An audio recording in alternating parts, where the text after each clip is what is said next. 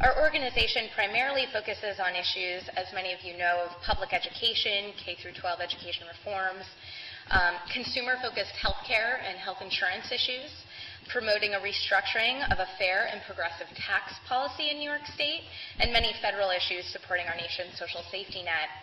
However, we believe that to empower everyday residents of New York to impact public policy that so directly affects their lives, that we must have a robust, open, transparent, and healthy democracy. For this reason, our organization has focused much of our government reform work on promoting and fighting for passage of a system, you've set me up perfectly, thank you, for public campaign finance option for all statewide and legislative races in New York State. Although I understand this forum is specific to many of the ethics proposals currently introduced by many of you, we feel like the number one issue regarding ethics of elected officials is addressing the unfortunate need to collect private donations, usually very large private donations, in order to even run for office from private sources and, you know, the quote-unquote special interests. We feel that there can be, and often is, a major conflict of interest when corporations and individuals who have a direct stake in the laws passed or killed by elected officials give large sums of money to those elected officials to win their seat. Receiving campaign contributions at a fundraiser down the road one evening and voting on a bill that directly affects that contributor the next day, in our opinion, is one of the most unethical acts happening in Albany today. It's a shame, and it must be changed. All of the bills listed on the list you put out today, we generally support.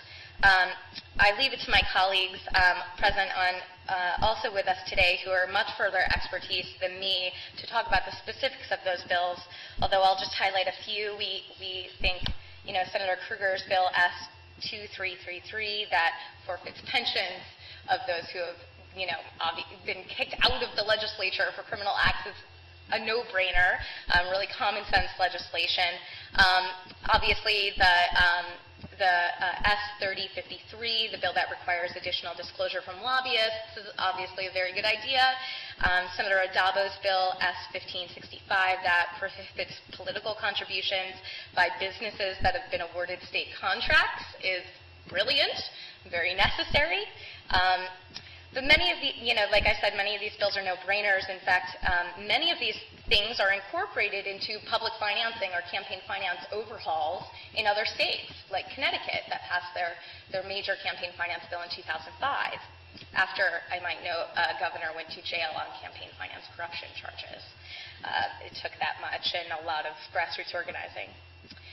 We strongly believe that major steps need to be taken to overhaul the ethics and campaign finance system in our state.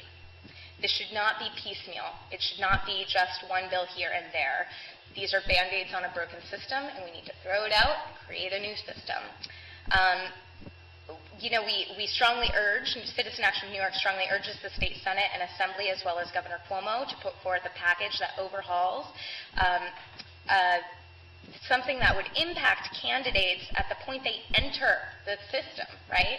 As soon as you say, I'm going to run for office, for state assembly or state senate, let's start there, not years into a career, to put everyone on a path toward the highest ethical standards. We encourage the New York State Senate to pass major ethics reform legislation this session, but to go further and pass comprehensive campaign finance reforms that include, at the heart of it, a system of public financing of elections. Ethics reform, independent redistricting reform, and making sure we do campaign finance reform. It's a lot. Everybody thinks of these as three separate things, but it is the whole package. And that's the end of my formal testimony, but reacting to, and I want to commend all of you who have been clear champions on these issues in the state Senate, and Senator Smith, who had to leave, unfortunately, you know, was a major sponsor of the big legislation when you guys were in the majority, and we were so thankful.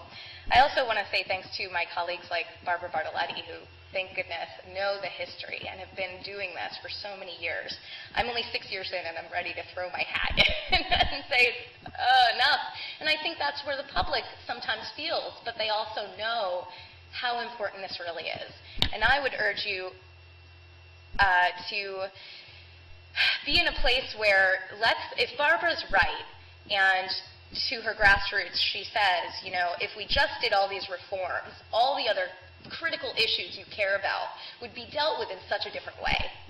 I encourage you all to take next session and you are this session, but hopefully your colleagues on the other side will join.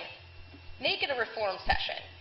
Do all three. Do the whole thing. Dedicate and message that to the public. They will be thankful and get it. Let's clean up the system and focus on that for an entire legislative session, and then we really can hit the big issues like rent reform and property taxes and all of the education funding, my goodness, that really need to be dealt with in a totally different way. Thank you. Thank you very much.